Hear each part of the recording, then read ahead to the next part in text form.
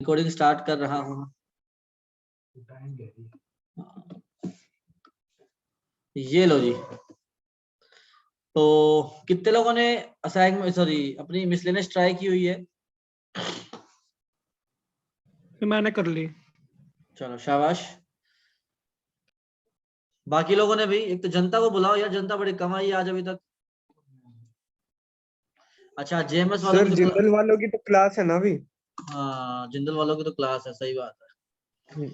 तो एक काम करते हैं, इसके मैं तुम्हें 3-4 क्वेश्चन करवा देता हूँ ताकि तुम लोग स्टार्ट कर पाओ। एक तो जो क्वेश्चन मैंने स्निप किया ना वही करना है केवल। 5, 6, 7, 8, 9, 10, 11, 12 और फिर आगे 13 और फिर 16, 17, 18, 19 टिक करना चाहो तो टिक कर लो। ठीक है जी। दोबारा बताना सर। 5, 6, 7, 8, 9, 10, 11, 12, 13 एंड 6। एक second, scalar product of the vector with unit. ठीक है हाँ। 13 के बाद 16, 17, 18, 19। ठीक है चलिए जी। तो एक तो आप सर कर 18 लीजिए। सिलेबस में नहीं है। क्या? 18 सिलेबस में नहीं है। अरे वैभव गोयल बेटा क्या कर रहे हो ये? सर साफ करो पता इसको। नहीं, देख रहा था, पिक्चर्स देख रहा था इसके। इसको साफ कर। हुआ नहीं क्या? कैसे होगा यार ये रहा इधर सर। हो गया शायद। 18 हो ही नहीं रहा सर। कोई बात नहीं, 18 बताऊंगा बेटा सिलेबस में। 18 क्यों नहीं है सिलेबस में? सिलेबस में है ये। सर आपने जो पीडीएफ भेजी थी उसमें तो नहीं, उसमें तो 18 लिखा हुआ था, सिलेबस में नहीं है। अच्छा कटा हुआ था, ठीक है भाई, चलो बड़ी खुशी की बात है। ये लो। तो अब 6 करो और 10th सर करो। 11 करा देना, 11 करा देना, 11 तो ओरल है यार, बताया तो था कि अगर किसी वेक्टर के डायरेक्शन कोसाइंस इक्वल है तो cos alpha cos beta cos gamma तीनों इक्वल हो गए। Yes sir. और फिर कोस के अल्फा प्लस कोस के अल्फा प्लस कोस के अल्फा 1 हो जाएगा। सर क्यों? यार कोस स्क्वायर अल्फा मतलब जो डायरेक्शन कोसाइंस के स्क्वायर का सम 1 होता है ना। कोस square alpha plus cos square beta plus cos square gamma 1 नहीं होता। अच्छा अब अल्फा सर, बीटा का हाँ जी। ऐसे नहीं होगा कि तीनों सेम है, इसका मतलब एंगल 30 डिग्री है, 30 डिग्री 30 डिग्री, तो नहीं cos नहीं नहीं 50 नहीं निकालेंगे। नहीं नहीं नहीं नहीं नहीं, ऐसा कुछ नहीं, ऐसा कुछ नहीं। अच्छा अब अल्फा बीटा गामा इक्वल हो जाएंगे तो 3 times of cos square alpha 1 हो जाएगा। तो कोस स्क्वायर अल्फा 1/3 आ जाएगा। तो कोस अल्फा क्या आ जाएगा? 1/√3 1/√3 1/√3। ठीक है जी। तो 6th 10th और 12th पहले 3 ट्राई करो जल्दी, शाबाश। सर 8th में भी डाउट था। 8th में भी डाउट था? 8th में भी डाउट तो बता दो क्या डाउट है, पूछो बता देंगे। गाना समझ नहीं आया। हाँ जी। इसमें रेशियो कैसे निकालना है समझ नहीं आया। के रेशो 1 मान लेंगे ना। जैसे देखो आपका, हम लोग रेशो जब भी निकालना होता है तो के रेशो 1 मान लेते हैं कि ये ए बी और सी है, ये के रेशो 1 मान लो। तो ए के कोऑर्डिनेट्स क्या गिवन है? 1 - 2 - 8। 1 - 2 - 8। बी के क्या गिवन है? 5 0 - 2। So this is 5 0 - 2। और सी के क्या गिवन है? 11 3 और 7। इतना ठीक है जी। अब मैंने कहा कि सेक्शन फॉर्मूला लगा रहा हूं मैं एक्स कोऑर्डिनेट पे। तो एक्स कोऑर्डिनेट क्या आएगा? 11 के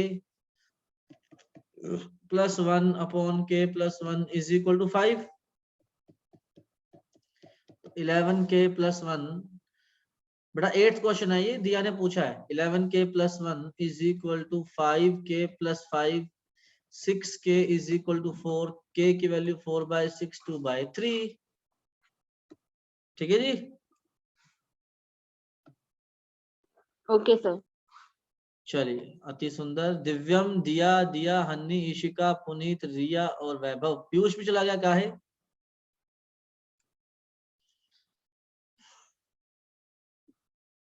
चलो सर टेस्ट कब है वेक्टर का? पहले पहले वे पढ़ लेते हैं। 6th क्वेश्चन ट्राई करो बेटा एक बार। ये सब बातें आखिर के 5 मिनट में डिस्कस होंगी।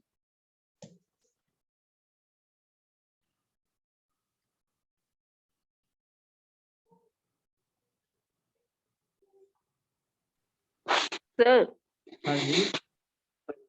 9th क्वेश्चन में बेटा पहले 6 कर लिया आपने? यस सर किया हुआ है, मतलब उसमें जो थोड़ा सा डाउट है वो आप जब एक्सप्लेन करोगे तब देख लूंगी। अच्छा चलो 9 पूछो फिर। जो आरक्यू में मतलब जो मिड पॉइंट निकालना है वो दोनों कोऑर्डिनेट्स को ऐड करके डिवाइड बाय 2 करना है ना बस इसमें? यस यस यस यस बिल्कुल बिल्कुल। Okay sir. चलो जी 6 करें स्टार्ट। 6th क्वेश्चन मेरा क्या है, find a vector of magnitude 5 that is parallel to resultant of these two vectors.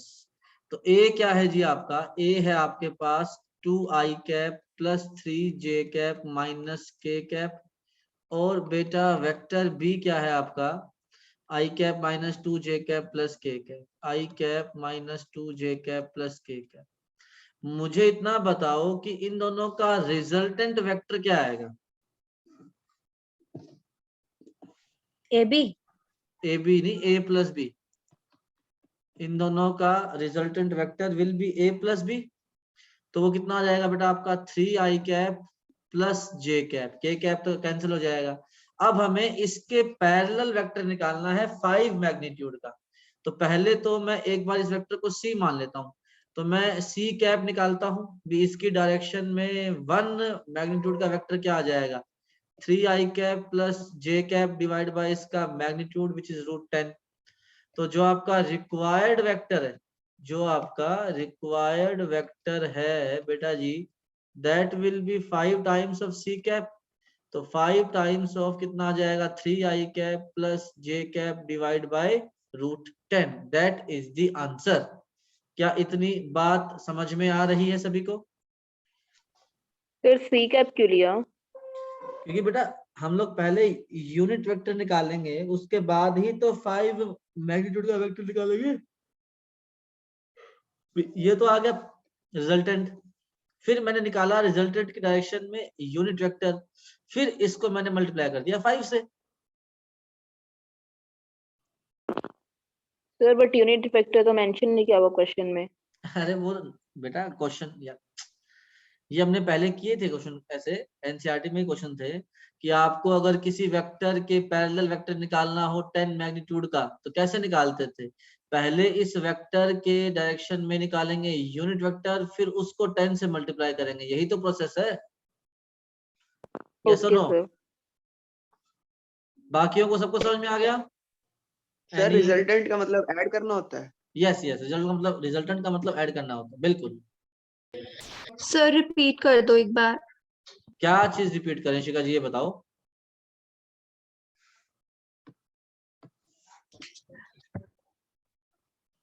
देखो पहली बात तो रिजल्टेंट का मतलब होता है a प्लस बी निकालना, तो मैंने a प्लस बी निकाल दिया।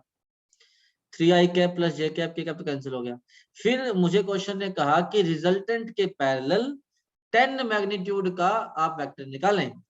तो रिजल्टेंट के पैरेलल वेक्टर कैसे आएगा, पहले तो रिजल्टेंट की डायरेक्शन में निकालेंगे यूनिट वेक्टर, तो कितना आएगा 3i cap plus j cap divide bye √9 + 1 10। इतना ठीक है? Yes sir. अब इस वेक्टर को हम लोग किससे मल्टीप्लाई कर देंगे, 5 से। 5 टाइम्स ऑफ दिस, क्योंकि हमें 5 यूनिट का 5 मैग्नीट्यूड का वेक्टर निकालना है। Okay sir. चलिए अब क्वेश्चन नंबर 10 ट्राई करें।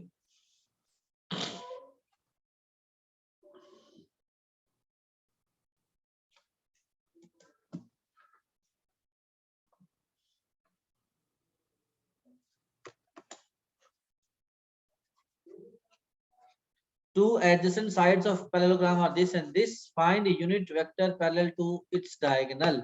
एक पैरेललोग्राम की अगर साइड्स a और b है तो बेटा उसके डायगोनल के कोरस्पॉन्डिंग वेक्टर्स कौन से आते हैं?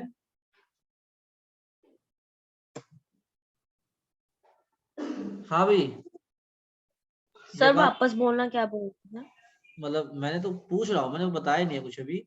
क्वेश्चन ने कहा है ना कि एक आपके पास पैरेललोग्राम है जी, ठीक है जी, हमने कहा ये रहा पैरेललोग्राम, इसकी एक साइड वेक्टर a के अलोंग है, एक साइड वेक्टर b के अलोंग है, ठीक है जी।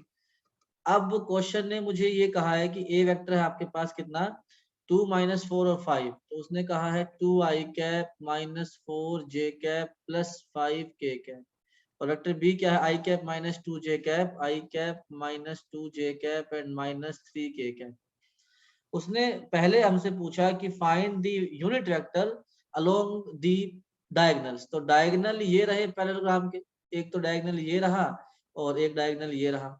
अब मैं आपसे ये पूछ रहा हूँ कि अगर किसी पैरेललोग्राम की साइड्स के अलोंग वेक्टर्स ए और बी हैं, तो उसके डायगोनल्स के अलोंग वेक्टर जो है वो क्या होंगे? अगर मैं इसको D1 और D2 बोल दूं इन वेक्टर्स को, ए और बी को ऐड कर लेंगे सर।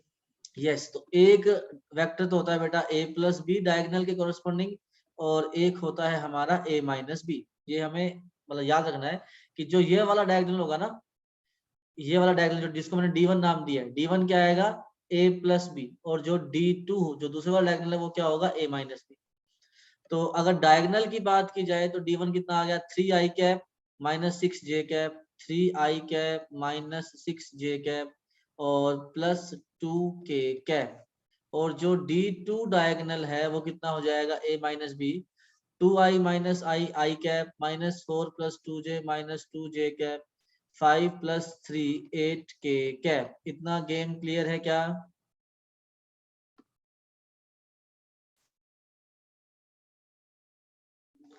यहाँ तक कोई डाउट है बेटा किसी को क्या? No sir. No sir. चलिए, अब हमें निकालना है क्वेश्चन के अकॉर्डिंग यूनिट वेक्टर। तो मैंने कहा डायगोनल 1 के अलोंग D1 कैप क्या बन जाएगा, 3i cap -6j cap +2k cap. तो 36 और 4 40 और 9 49 का √7 आ जाएगा इसका मैग्नीट्यूड। तो और D2 कैप क्या आ जाएगा, i cap -2j cap +8k cap. तो 64 और 4 68 और 1 69, तो √69। इन दोनों में आई थिंक कोई डाउट नहीं होना चाहिए किसी बच्चे को। Ishika ji, Nitya, Puneet, Riya, Annie, Divyam, yes no sir. Doubt sir. चलिए। No doubt. फिर से अब बताना फिर एक बार क्वेश्चन। हाँ जी, क्वेश्चन फिर से बताना एक बार। क्वेश्चन क्वेश्चन बेटा ये था कि अगर आपको पैरेललोग्राम की दो साइड्स दी गई हैं, तो उसने आपसे कहा कि इसके डायगोनल के अलोंग यूनिट वेक्टर निकालें। तो पहली बात मैंने ये कही कि डायगोनल क्या होंगे, डायगोनल होंगे a + b और दूसरा डायगोनल होगा a - b। ठीक है जी। फिर मैंने वो निकाल दिए, a + b आ गया हमारा 3i - 6j +2k, और D1 - D2 आएगा i cap -2j cap +8k cap. अब इनके अलोंग हमें निकालने हैं, डायगोनल फाइंड करने का एक ही मेथड है सर। हाँ जी बेटा, बिल्कुल डायगोनल इसी तरीके से निकलेंगे, बिल्कुल।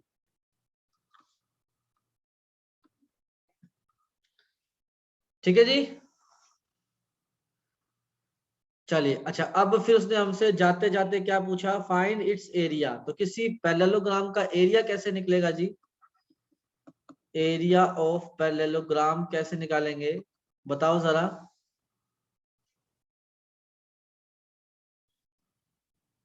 That will A B cross B। Modulus of a cross b। ये आपको एक a वेक्टर पता है, एक b वेक्टर पता है। तो a क्रॉस b जो आपका मैग्नीट्यूड है, मतलब जो वेक्टर है उसका मैग्नीट्यूड जो है एरिया ऑफ पैरेललोग्राम हो जाएगा। अब a क्रॉस b निकालना कौन सी बड़ी बात है? ठीक है जी। सर पीछे सिर्फ एक ही डायगोनल का पैरेलल दिया हुआ है। कौन से वाले का, ऊपर वाले का? Yes sir. चलो, बड़ी खुशी की बात है, मैंने आपको दोनों सर ये बता कैसे दिए। पता चलेगा कौन सा डायगोनल का निकालना है? अरे यार सी मतलब अगर इन जनरल डायगोनल पूछता है तो हम लोग दोनों डायगोनल निकालते हैं ना, ठीक है। और ऐसा कुछ नहीं है कि भाई D1 को प्राइमरी कहा जाता है और D2 को कुछ और कहते नहीं, दोनों को डायगोनल ही कहा जाता है। ठीक है, बस जो D1 है ना, वो A और B का रिजल्टेंट भी है, क्योंकि वो a + b है। चलिए, 12th क्वेश्चन।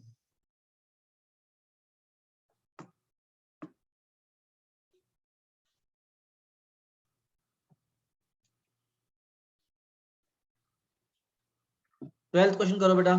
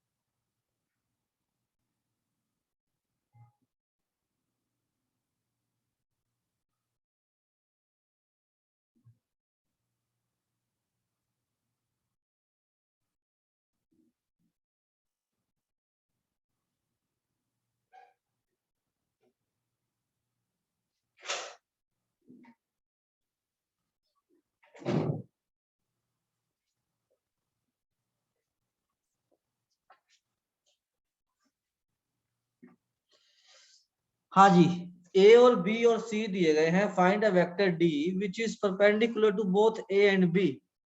अगर ए और बी दोनों के परपेंडिकुलर वेक्टर है तो वो कैसे निकल सकता है? डॉट बताओ। से। नहीं यार, डॉट से दोनों वेक्टर निकलता है। अगर ए और बी दोनों के परपेंडिकुलर वेक्टर सर निकालना है क्रॉस तो प्रोडक्ट से। यस, वो तो क्रॉस से आएगा ना। तो पहले तो ए क्रॉस बी निकाल दो। आपको ए दिया गया है I cap plus 4j cap plus 2k cap, और बी दिया गया है बेटा जी 3i cap minus 2j cap and plus 7k cap. तो सबसे पहले तो ए क्रॉस बी निकालो। वो एक ऐसा वेक्टर होगा जो कि ए और बी दोनों के परपेंडिकुलर होगा। 1 4 एंड 2, 3 माइनस 2 एंड 7। चलिए शुरू करें, ए क्रॉस बी निकालें।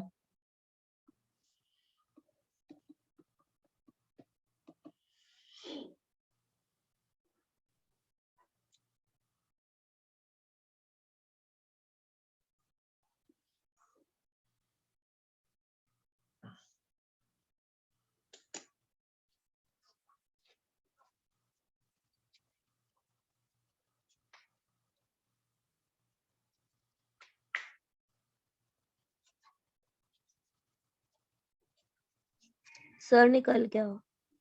सबका आ गया जी ए क्रॉस बी?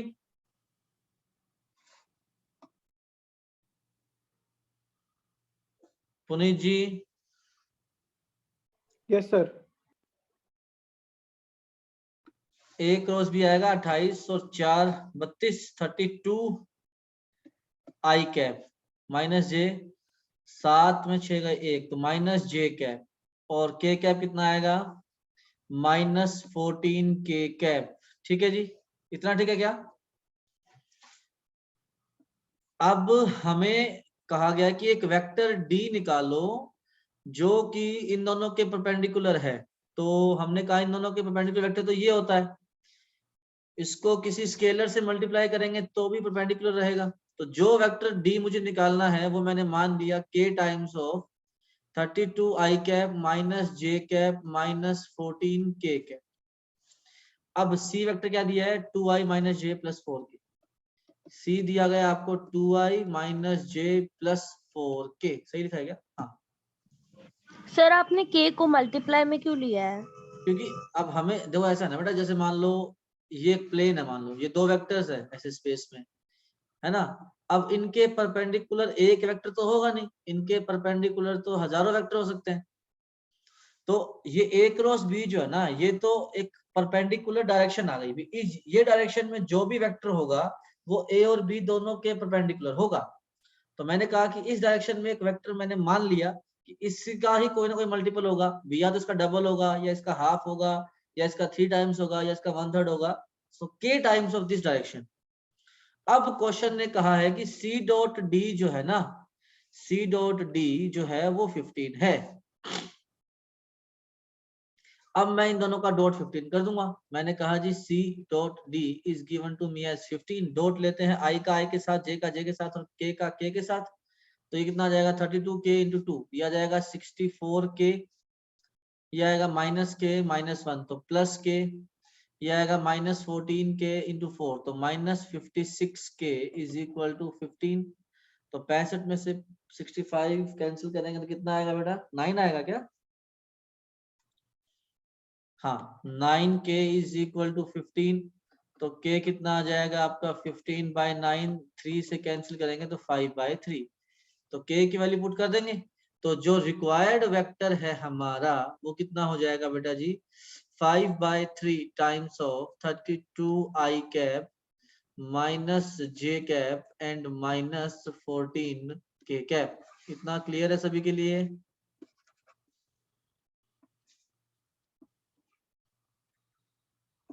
बात समझ में आ रही है या नहीं आ रही? Yes sir. ठीक है, चलिए बहुत बढ़िया। तो अब होमवर्क में ना आपकी मिसलेनियस कंप्लीट रहेगी। जो जो क्वेश्चन करने हैं, जो मतलब थोड़े से हटके सवाल थे, वो मैंने सारे करवा दिए हैं। तो 12 तक तो ये हैं, और फिर आपके 13 14 16 17 18 18 तो कैंसिल हो गया, बता रहे हैं 19। ठीक है जी, कल मिसलेनियस सभी लोग करके आएंगे प्लीज। अब स्टार्ट करते हैं सर, हमारी सर नेक्स्ट। वही क्वेश्चन करने हैं जो आपने अभी टिक करवाए हैं। हाँ जी, सिर्फ वही क्वेश्चन करने हैं जो आपने अभी टिक करवाए हैं। हाँ हाँ, केवल वही करना। ओके सर हाँ जी, 10.4 का फोर्थ भी करवा दो एक बार। एक मिनट यार, एक मिनट। 10.4 का फोर्थ। अच्छा चल ठीक है, बताए तो आसान सवाल है थर्ड लेकिन। भी।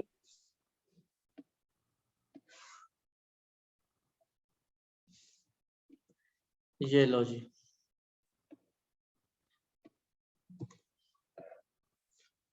अच्छा। If a unit vector A makes angle this with I cap, this with J cap and acute angle theta with the K cap। अच्छा पहले तो थीटा निकाल लेते हैं। मैंने कहा जी cos square alpha plus cos square beta plus cos square gamma जो है ना 1। हाँ जी, सर ये कौन सा क्वेश्चन है? थर्ड क्वेश्चन है ना। स्क्रीन शेयर नहीं हुई क्या? ओ सॉरी और सॉरी, फोर्थ करवा दो। हाँ सारे दोनों करवा रहा हूँ, थर्ड और फोर्थ दोनों करवा रहा हूँ, चिंता ना। ये ठीक है दिया जी।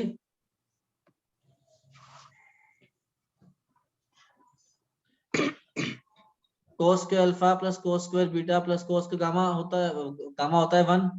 अब एक्स एक्सिस एंगल दिया है π/3, तो कोस 60 1/2 का स्क्वायर 1/4, कोस 45 1/√2 का square 1/2 plus cos square gamma जो है 1, तो 1 - 3/4 1/4, तो कोस स्क्वायर गामा आ जाएगा 1/4। तो यहाँ से कोस गामा की वैल्यू क्या आ जाएगी 1/2 या -1/2, तो 1/2 तो हो जाएगा बेटा 60 पे, -1/2 हो जाएगा 2π/3 पे। इतना ठीक है। और फिर इतनी बात समझ में आ गई बेटा, जिसका डाउट था थर्ड? नहीं आया सर। देखो बेटा, कोस square alpha plus cos square beta plus cos square gamma 1 होता है ना, स्टैंडर्ड रिजल्ट है ये तो। कि अगर कोई वेक्टर ने एक्स वाई और जेड एक्सिस के साथ अल्फा बीटा और गामा एंगल बनाया है, तो वो कोस square alpha plus cos square beta plus cos square gamma होता है। Okay sir. बस वो π/3 कोस 60 1/2 का स्क्वायर 1/4, 1/√2 का square 1/2 plus cos square gamma is 1, तो ये 3/4, 1 - 3/4 1/4। Okay sir. ठीक है जी। और फिर उसने मुझसे पूछा है कंपोनेंट्स ऑफ ए, तो अब कंपोनेंट्स का मतलब वो हमसे पूछा है कि आई कैप जे कैप और के कैप का कोफिशिएंट क्या आएगा। तो वेक्टर बेसिकली होगा हमारा ये, मतलब कोस अल्फा आई कैप, कोस बीटा जे कैप, कोस गामा के कैप, उससे कंपोनेंट आ जाएगा। अब पुनीत का डाउट है a माइनस बी का क्रॉस a प्लस बी के साथ लेंगे तो कुछ प्रूव करना है। मुझे एक बात बताओ, अगर दो वेक्टर्स पैरेलल हैं तो उनका क्रॉस क्या होता है बेटा? 0। ये बात मैंने, हाँ जी, अगर दो वेक्टर पैरेलल हैं तो उनका क्रॉस 0 होता है, ये बात डिस्कस हो चुकी है ना क्लास में।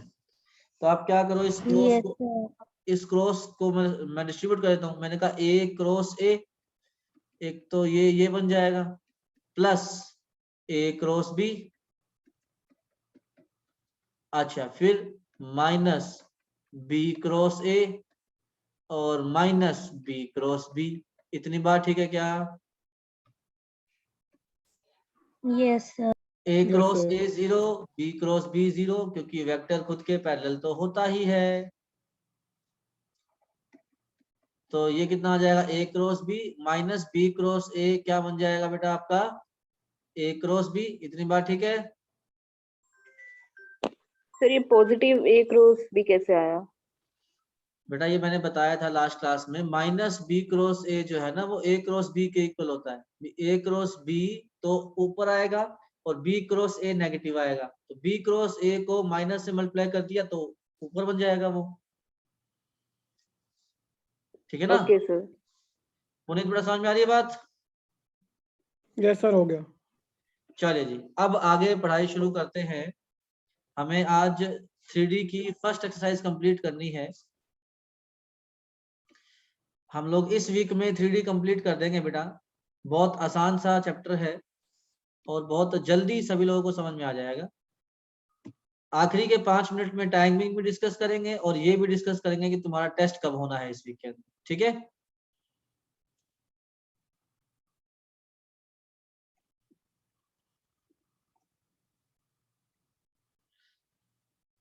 बहुत पहली एक्सरसाइज बहुत इजी है, 5 क्वेश्चन है, 2 मैं करवा दूंगा, 3 तुम कर लेना।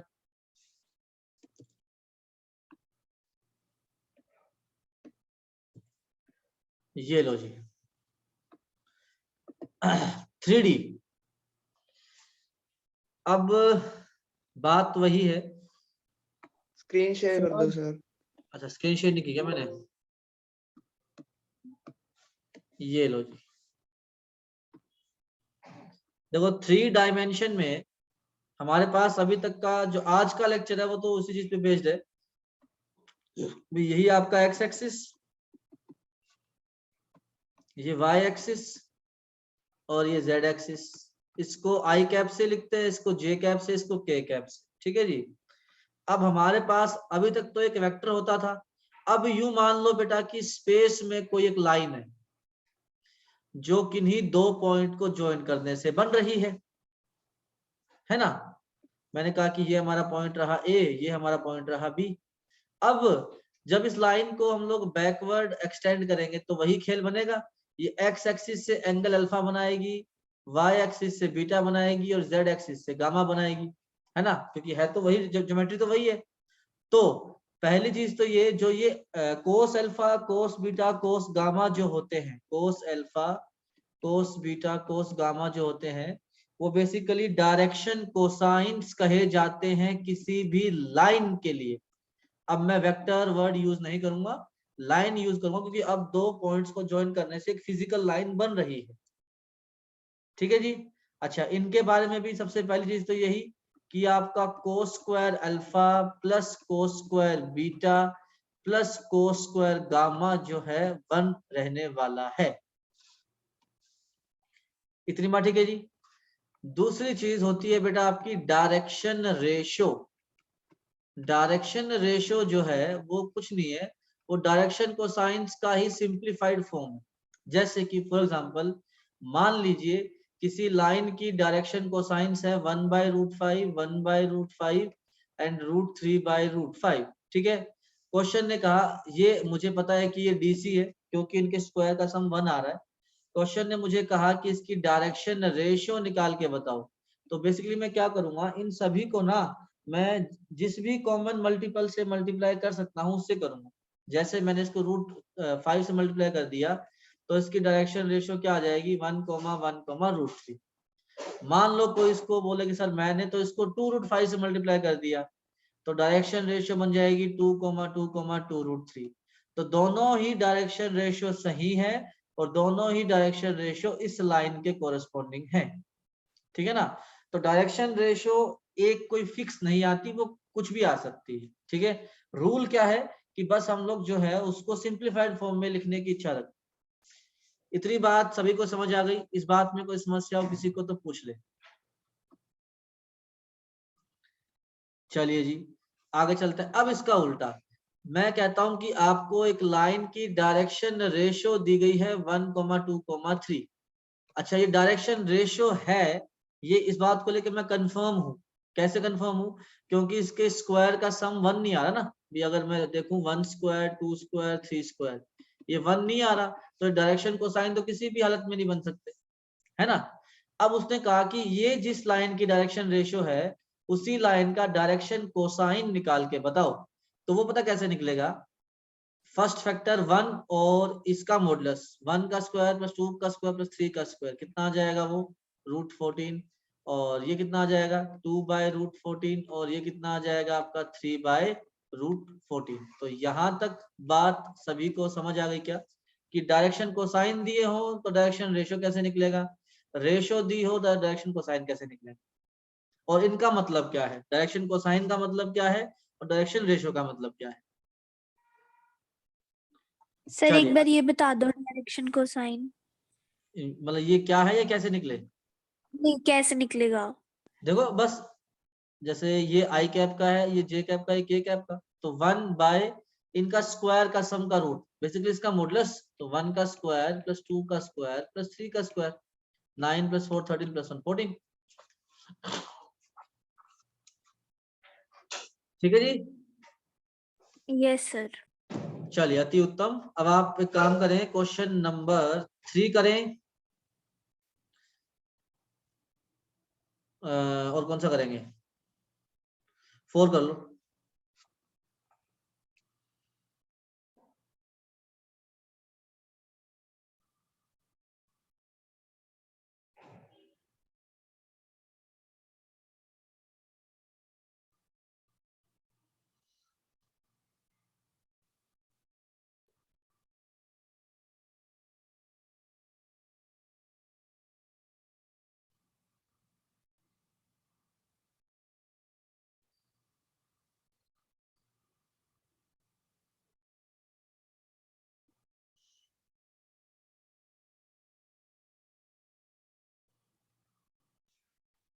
हाँ जी करें।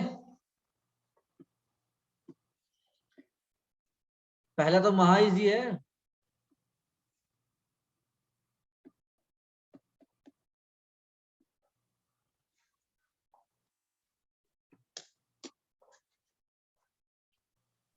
सर इसमें कुछ कॉमन लेके भी कर सकते हैं क्या? वो एक ही बात है बेटा, कॉमन लेके भी कर सकते हैं बिल्कुल। अगर आप 2 कॉमन लेना चाहते हो तो ले लो, ऐसी कोई समस्या वाली बात नहीं है। अदरवाइज वो मॉडुलस में से भी कॉमन आके कट जाएगा। डायरेक्शन को साइन एक यूनिक होते हैं, वो सेम ही आएंगे। Okay sir.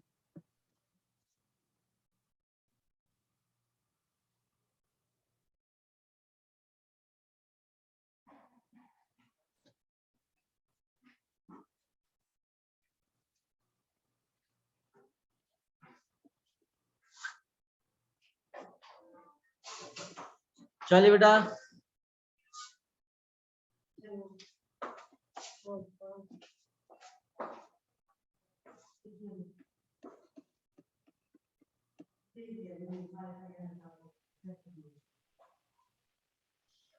अरे यार इतना कहाँ उलझ गए। इसके डायरेक्शन को साइन आएंगे -9 बाय 9 का स्क्वायर 81, 6 का स्क्वायर 36, 2 का स्क्वायर 4 4 21, 9 बाय 11 रूट 133 और -2 बाय 11 यही आएगा ना। अरे इसका मैग्नीट्यूड जो है वो आपका 22 आ जाएगा। अब ये डिस्कस करूं या बात समझ में आ गई?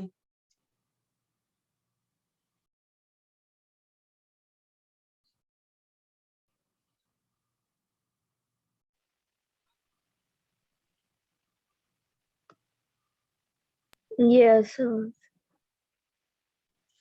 यस बेटा दिव्यम बिल्कुल। चलिए अब आपका एक्सरसाइज ये 11.1 होमवर्क में रहेगी, ट्राई कीजिएगा। अब मुझे 2-3 बातें बताओ। सबसे पहले तो मुझे ये बताओ कि टेस्ट जो है वो ऑनलाइन रहेगा, ऑफलाइन तो रख नहीं सकते अभी, तो वो क्लास टाइम में ही रखूं या और उसके अलावा भी कभी और रख दूं? सर क्लास टाइम पे रख लो। क्लास टाइम पे रखेंगे तो अपनी क्लास खत्म होएगी यार, एक वो मैं चाहता नहीं, क्योंकि मैं चाहता हूँ कि इस वीक में 3D पूरा हो जाए। सर फिर पूछा ही क्यों आपने? ये बात भी सही है। चलो अच्छा, और दूसरी चीज मुझे ये बताओ कि अब इसके अलावा तुम्हारे लिए सुटेबल टाइम क्या है? Sir 2:30 to 3:30।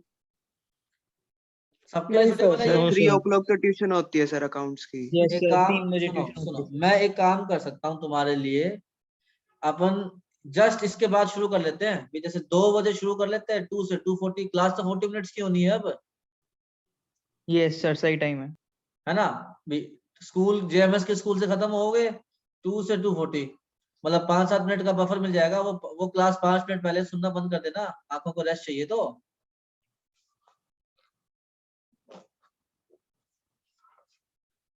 बोलो भाई। सही है सर, कर लो सर। बाकी लोगों को जो नॉन जेएमएस है, जिनके जो जेएमएस में नहीं है, उनको कोई इशू इस टाइमिंग से? No sir. Puneet, Ishika, no Riya, sir. No sir Aryan, चलो जी, तो कल से जो टाइमिंग रहेगी ना that will be 2 to 2:40 exact 2 पे क्लास स्टार्ट हो जाएगी, ठीक है। सर टेस्ट कब लोगे? टेस्ट मैं बताता हूँ, एक टेस्ट तो रहेगा वेडनेसडे को शाम को रहेगा, वो ऑनलाइन रहेगा 5:30 से 6:30, ठीक है। मैं ग्रुप पे टेस्ट डाल दूंगा, आप सभी लोग मुझे पीडीएफ बना के और सबमिट कर दीजिएगा। और एक टेस्ट रहेगा शनिवार को वेक्टर का। सर 5:30 से 6:30 मत रखो। सर तो? वेडनेसडे को वेक्टर का ले लो। तो किस टाइम का रखें? सर 4:30 से 5:30 देख लो। चल 4:30 5:30 देख लेंगे, अपने कोई दिक्कत नहीं है। सर हाँ जी, वेडनेसडे को वेक्टर का ले लो, अच्छा वेडनेसडे को वेक्टर का ले लूं। क्योंकि इंटीग्रेशन बहुत बड़ा है ना तो टाइम लगेगा। यस सर, वेक्टर का ले लो। चलो ठीक है, बुधवार को वेक्टर का रहेगा जी, शनिवार को इंटीग्रेशन का रहेगा। इंटीग्रेशन में 7.5 से 7.11 तक वो पूरा रहेगा। सर मेरी 7.11 तो नहीं हुई अभी। हाँ तो शनिवार तक टाइम निकाल, आ जा किस दिन शाम को, बैकअप दे दूंगा। आ जाऊंगा सर। ठीक है, चलिए तो फाइनल ये रहा, कल से सर टाइम आज रहेगा क्या 2 करवाया है से 4। आपने? हाँ जी, आज बेटा हमने एक तो मिसलेनियस डिस्कस करी है, उसके मैंने क्वेश्चन करवाए 5-6, और 13.1। वीडियो कब तक डालोगे सर? आधे घंटे में वीडियो ग्रुप पे आ जाएगी बेटा। ठीक है सर। ठीक है, चलिए बहुत बहुत, हाँ जी बहुत बहुत धन्यवाद, मिलते हैं।